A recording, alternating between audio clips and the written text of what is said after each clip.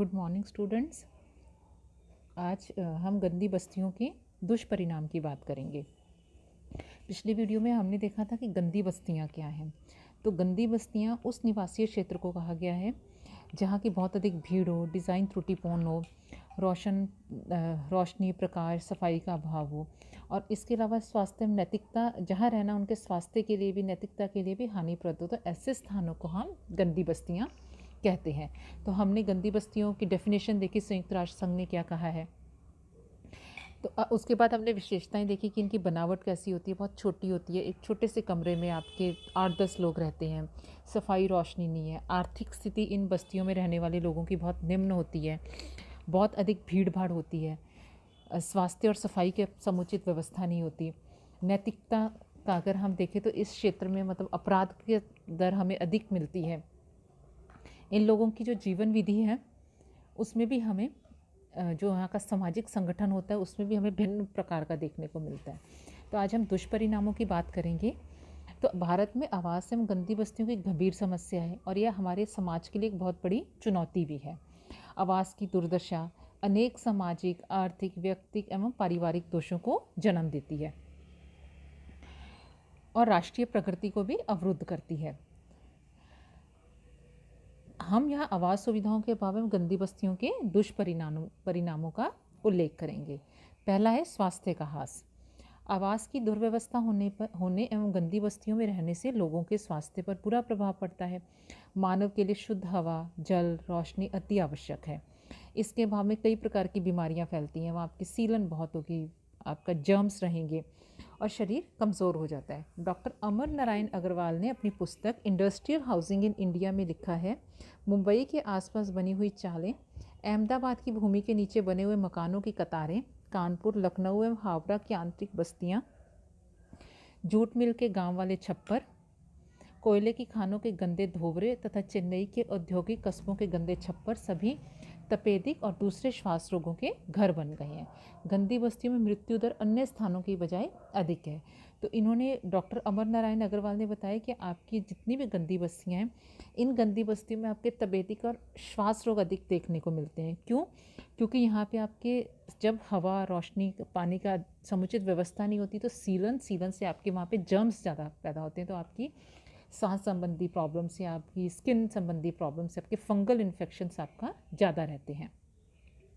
Second, नैतिक पतन और अपराध। गंदे वातावरण में रहने के कारण लोगों की मनोवृत्ति अपराधी बन जाती है और उनका नैतिक पतन होता है। उनमें चोरी, वेश्यावृत्ति, शराबखोरी और जुआ खेलने की आदतें जन्म लेती हैं। मकानों की उचित व्यवस्था के अभाव में लोग अकेले रहना अधिक पसंद करते हैं, तो अतः वो मतलब गलत रास्ते पे चल देते हैं।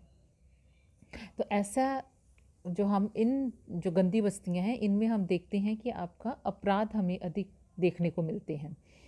डॉक्टर राधा कमल मुखर्जी ने अपने अध्ययन में बताया कि मिदनापुर से बंगाल के जूट मिलों में काम करने वाली 300 स्त्रियों में से 100 स्त्रियां, अर्थात प्रत्येक 3 में से 1 स्त्री वेश्यावृत्ति जैसे कार्यों में संलग्न थी और हुगली में जितने परिवार पैदा हुए उनमें से 4 में से 1 स्त्री इस कार्य में संलग्न पाई गई। तो डॉक्टर मुखर्जी ने लिखा कि भारतीय औद्योगिक केंद्रों की इन असंख्य गंदी बस्तियों में मनुष्यता का निस्संदेही निर्दयता के साथ गला घोंटा जाता है, नारीत्व का अपमान होता है और शिशु को प्रारंभ से ही विषपान कराया जाता है।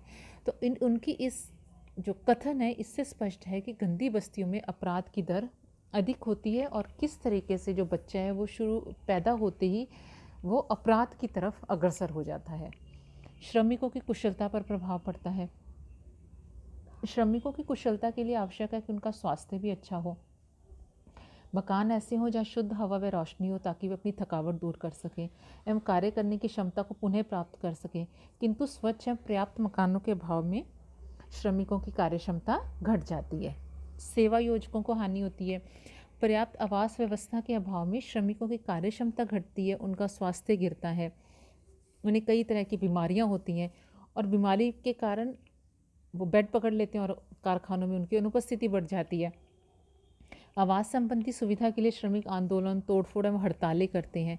इन सभी के परिणाम स्वरूप सेवा योजकों को भी हानि उठानी पड़ती है। सांस्कृतिक स्तर में ह्रास होता है। दयनीय आवास व्यवस्था के कारण लोगों के सांस्कृतिक स्तर में भी गिरावट आ जाती है। वैश्यगमन के कारण लोगों का नैतिक पतन होता है। मुखर्जी ने एक स्थान पर लिखा है कि वैश्यगमन की प्रवृत्ति से स्त्री और पुरुष दोनों को ही चरित्र दूषित हो जाते हैं, स्वास्थ्य खराब हो जाता है और राष्ट्र का सांस्कृतिक स्तर भी गिर जाता है। राष्ट्र को हानि होती है। आवास की दुर्व्यवस्था के कारण श्रमिकों का स्वास्थ्य प्रभावित होता है, इससे उनकी कार्यक्षमता घट जाती है तथा औद्योगिक तनाव एवं संघर्ष पैदा होते हैं। इन सभी का राष्ट्रीय उत्पादन पर विपरीत प्रभाव पड़ता है। सरकार को समाज कल्याण एवं श्रम कल्याण के लिए अधिक पैसा खर्च करना पड़ता है। व्यक्तिक विघटन। आवास की दुर्व्यवस्था व्यक्ति के जीवन को विघटित कर देती है। वह असामान्य जीवन व्यतीत करने लगता है, शराब एवं मादक वस्तुओं का प्रयोग करने लगता है, जुआ खेलने, वैश्यगमन करने एवं अपराधी प्रवृत्तियों में लगे रहने से व्यक्ति की सामाजिक प्रतिष्ठा भी गिर जाती है। गंदी बस्तियों में रहने वाले लोग मानसिक चिंता, बेचैनी, ऊब एवं निराशा के शिकार हो जाते हैं। पारिवारिक विघटन हमें देखने को मिलता है इन गंदी बस्तियों में रहने वाले लोगों में। तो इनका जो व्यक्तिक विघटन है वो पारिवारिक विघटन को जन्म देता है। व्यक्ति का परिवार के प्रति लगाव समाप्त होता है, परिवार में असमंजस्य बढ़ता है, व्यक्ति की परिवार में उपेक्षा होने लगती है और वो स्वयं भी परिवार की उपेक्षा करने लगता है। नगरों में निवास की उचित व्यवस्था न होने पर व्यक्ति स्त्री तथा बच्चों को गांव में छोड़ आता है। काम से लौटने पर उसे पारिवारिक मनोरंजन और शांति की आवश्यकता होती है। जब ऐसा उसे नहीं मिल पाता तो वह कई गलत रास्तों का सहारा लेता है। तो ऐसे में हमें पारिवारिक विघटन की जो समस्या है समाज में वो देखने को मिलती है। आत्महत्या है, पृथक्करण और तलाक की स्थिति पैदा होती है। इसके अलावा सामुदायिक विघटन। बिगड़ी हुई आवास व्यवस्था से उत्पन्न व्यक्तिक एवं पारिवारिक विघटन सामाजिक एवं सामुदायिक विघटन को जन्म देते हैं। व्यक्ति व परिवार की हानि से अंततः समाज की हानि होती है। आय में कमी।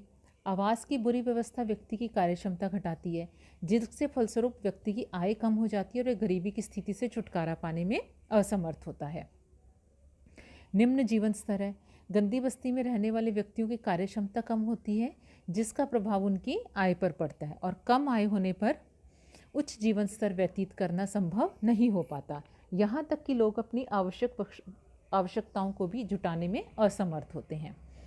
अब हमने गंदी बस्तियों का जो दुष्परिणाम थे वो देखे कि स्वास्थ्य का आयास है, व्यक्तिक विघटन है, सामाजिक विघटन है, इससे राष्ट्र को हानि होती है, सांस्कृतिक स्तर में हमें ह्रास देखने को मिलता है, श्रमिकों की कार्यकुशलता पर बहुत ज़्यादा प्रभाव पड़ता है। अपराध, हमें गंदी बस्तियों में जो अपराध का दर है वो ज़्यादा बढ़ी हुई होती है। सामुदायिक विघटन देखने को मिलता है, आय में कमी होती है, यहाँ रहने वाले लोगों का निम्न जीवन स्तर होता है। तो इन आवास एवं गंदी बस्तियों की समस्या को हल करने के लिए सरकार द्वारा समय समय पर अनेक प्रयास किए गए। केंद्र सरकार द्वारा, नगर पालिकाओं द्वारा अनेक प्रयास किए जाते हैं। भारत में दिनों दिन स्वास्थ्यप्रद आवास की समस्या बढ़ती जा रही है। 1991 में भारत में गंदी बस्तियों में रहने वाले लोगों की जनसंख्या 4.88 करोड़ थी, जो कि अब बढ़कर 6 करोड़ के आसपास हो गई है। तो नगरों में बढ़ती जनसंख्या के लिए आवास की समस्या को हल करना अति आवश्यक है। भारत में आवास एवं गंदी बस्तियों की समस्या से मुक्ति पाने के लिए सरकार के द्वारा समय समय पर अनेक प्रयास किए जाते हैं। जैसे नेहरू रोजगार योजना के तहत सरकार नगरों में रहने वाले गरीब परिवारों को आवास की सुविधा के लिए 4,000 रुपये प्रति परिवार सहायता देती है। 1954 में भारत सरकार ने भवन निर्माण एवं अनुसंधान के लिए राष्ट्रीय भवन निर्माण संगठन की स्थापना की, जो आवास संबंधी तकनीकी सलाह देने, इमारती सामान के प्रयोग में सुधार और आवास संबंधी सामाजिक आर्थिक पहलुओं पर अनुसंधान करने का कार्य करता है। इस हुडको की गतिविधियों का विस्तार हुआ है। उसने वर्ष 2001-2 के दौरान आवास तथा शहरी मूलभूत ढांचे में संबंधित योजनाओं के लिए कई करोड़ रुपए खर्च कर चुके हैं। इसके अलावा राज्य स्तरीय योजनाएं भी हमें देखने को मिलती है। जैसे एक केंद्र की और योजना भी वर्तमान में चल रही है, प्रधानमंत्री जन आवास योजना है। इसके तहत भी सरकार कम कीमत पर आपकी गंदी बस्तियों की समस्या को दूर करने के लिए 1 कमरे का फ्लैट, 2 कमरे का फ्लैट या सुविधाएं उपलब्ध कराती है। राज्य क्षेत्र की भी योजनाएं, विभिन्न राज्यों द्वारा भी गंदी बस्तियों की समस्या को दूर करने के लिए अनेक योजनाएं चलाई जाती हैं। समेकित सहायता प्राप्त आवास योजना है। यह योजना 1952 में औद्योगिक श्रमिकों एवं आर्थिक दृष्टि से कमज़ोर लोगों को मकान बनाने के लिए राज्य सरकार द्वारा आर्थिक सहायता उपलब्ध करा दी है। कम आय वर्ग आवास योजना थी। 1954 में निम्न वर्ग आवास योजना प्रारंभ की गई। इस योजना के अंतर्गत उन लोगों को मकान बनाने के लिए आर्थिक सहायता प्रदान की जाती है जिनकी मासिक आय 700 रुपये से अधिक नहीं थी। मध्यम आय वर्ग योजना थी।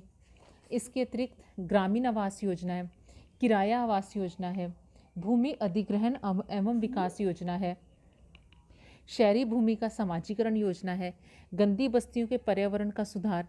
यह योजना 1972 में प्रारंभ की गई।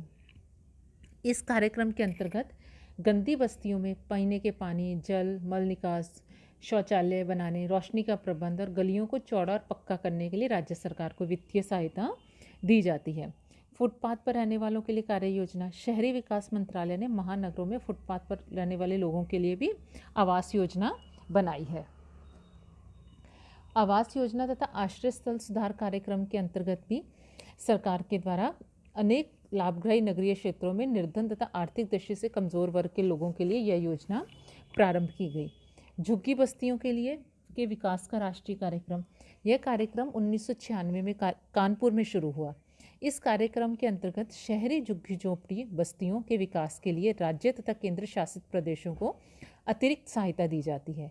कार्यक्रम का उद्देश्य पर्याप्त और संतोषजनक जल आपूर्ति, स्वच्छता, स्वास्थ्य सुविधाएं, प्राथमिक शिक्षा सुविधाएं, प्रौढ़ शिक्षा आदि की सुविधाएं उपलब्ध कराना है। इस कार्यक्रम के अंतर्गत सामुदायिक मूलभूत सुविधाओं, आश्रय की व्यवस्था, शहरी गरीब महिलाओं के सशक्तिकरण, प्रशिक्षण, कार्यकुशलता बढ़ाने पर विशेष ध्यान दिया गया है। राज्य तथा केंद्र शासित प्रदेशों को वार्षिक रूप से धनराशि दी जाती है। नगरों में पटरियों पर रहने वाले या फुटपाथ पर रहने वालों के लिए भी कार्य योजना है। इन लोगों को प्राथमिकता के आधार पर आश्रय स्थल उपलब्ध कराने का लक्ष्य रखा गया है। इस योजना के दिशा निर्देशों में अक्टूबर 2002 में संशोधन भी किया गया है। तो इस प्रकार हमने देखा कि सरकार द्वारा समय समय पर गंदी बस्तियों के उन्मूलन के लिए, गंदी बस्तियों में के पर्यावरण में, वहाँ की जो सुविधाएं, वहाँ के जो वातावरण है उसमें सुधार करने के लिए समय समय पर कई योजनाएं बनाई जाती हैं। इसके अलावा हम भी गंदी बस्तियों के सुधार के लिए कुछ सुझाव दे सकते हैं। जैसे मकान निर्माण के लिए विभिन्न संस्थाओं द्वारा दिए जाने वाले ऋणों में वृद्धि की जाए, किस्तों में रियायत की जाए, ब्याज की दर घटाई जाए। इस प्रकार के कार्यक्रम चलाए जाने चाहिए। श्रमिकों का निवास स्थान औद्योगिक केंद्रों से दूर होने पर उनके निवास से काम के स्थान पर तक यातायात की व्यवस्था का समुचित प्रबंध किया जाए। श्रमिक बस्तियों में बाजार, औषधालय, स्कूल, खेल के मैदान, पार्क, डाक व तारघर आदि की सुविधाएं उपलब्ध कराई जाएं। वर्तमान में हम जो मुख्यमंत्री जन आवास योजना और पीएम की जो आवास योजना का हम देखते हैं तो उनमें ये सारी सुविधाएं सरकार उपलब्ध कराती है। श्रमिकों के लिए दिए गए भवन निर्माण हेतु ऋण व भुगतान उनके वेतन में इसे काटने की व्यवस्था की जाए। केंद्र सरकार एवं राज्य सरकार के कर्मचारियों को आवास संबंधी दी जाने वाली सुविधाएं श्रमिकों के लिए भी लागू की जाएं। जो सेवा योजक श्रमिकों के लिए भवन बनाना चाहें उन्हें भूमि एवं ऋण की सुविधाएं दी जाएं। नगरीय क्षेत्रों में आवास समस्या और विशेषतः गंदी बस्तियों की समस्या के समाधान के लिए ये आवश्यक है कि बड़ी योजनाओं के लिए अंतर्राष्ट्रीय सहयोग प्राप्त किया जाए। धन प्राप्त करने के लिए बॉन्ड जारी किए जाने चाहिए। बड़े कॉलोनाइजर्स के सहयोग से नगर के बाहरी क्षेत्र का विकास किया जाना चाहिए। योजना की लागत को विकास संबंधी सुविधाओं का लाभ उठाने वाले लोगों से वसूल किया जाना चाहिए। नगर के बाहरी क्षेत्रों से नगर में यातायात सुविधा सस्ती और सुगम बनाने से भी नगर का फैलाव तेज गति से होगा। इससे मलिन बस्तियां नगरों के बीचों बीच विकसित नहीं होंगी। नगर के बाहरी हिस्सों में नियोजित कॉलोनियों में भवन निर्माण हेतु ऋण देने के लिए वित्तीय संस्थाओं को प्रेरित किया जाना चाहिए। नियोजित कॉलोनियों में भवन निर्माण हेतु अधिक से अधिक सुविधा दी जानी चाहिए, परंतु साथ ही नियमों के पालन पर भी विशेष जोर दिया जाना चाहिए। औद्योगिक नगरों में भी सरकार स्वयं आवास की व्यवस्था करे। प्रत्येक राज्य में आवास बोर्ड गठित किए जाने चाहिए। भवन निर्माण करने वाली सहकारी समितियों का गठन हो। भूमिहीन मजदूरों को घर के स्वामित्व का अधिकार हो। ग्रामीण मजदूरों अन्य व्यक्तियों के लिए सरकारी योजनाएं चलाई जानी चाहिए। तो इस प्रकार हमने गंदी बस्तियों का अध्ययन किया, गंदी बस्तियों की परिभाषा, गंदी बस्तियों की विशेषताएं, गंदी बस्तियों के क्या दुष्परिणाम हैं, सरकारी योजनाएं, इनका अध्ययन किया। तो आप जब अपना अध्ययन करें तो आप इन चीज़ों का ध्यान रखें कि आपको पूछा जा सकता है कि गंदी बस्तियों को मुंबई में क्या कहते हैं, या गंदी बस्तियों के कोई 2 कारण बताएं। गंदी बस्तियों के एक वन लाइनर जो आपके क्वेश्चन आते हैं उनमें आपसे पूछा जा सकता है गंदी बस्तियों की कोई 2 विशेषताएं, गंदी बस्तियों के पनपने के कोई 2 कारण, गंदी बस्तियों के कोई 2 दुष्प्रभावों की चर्चा करें। तो आप इसका जब अध्ययन करें तो आप अच्छे से अध्ययन करें। धन्यवाद।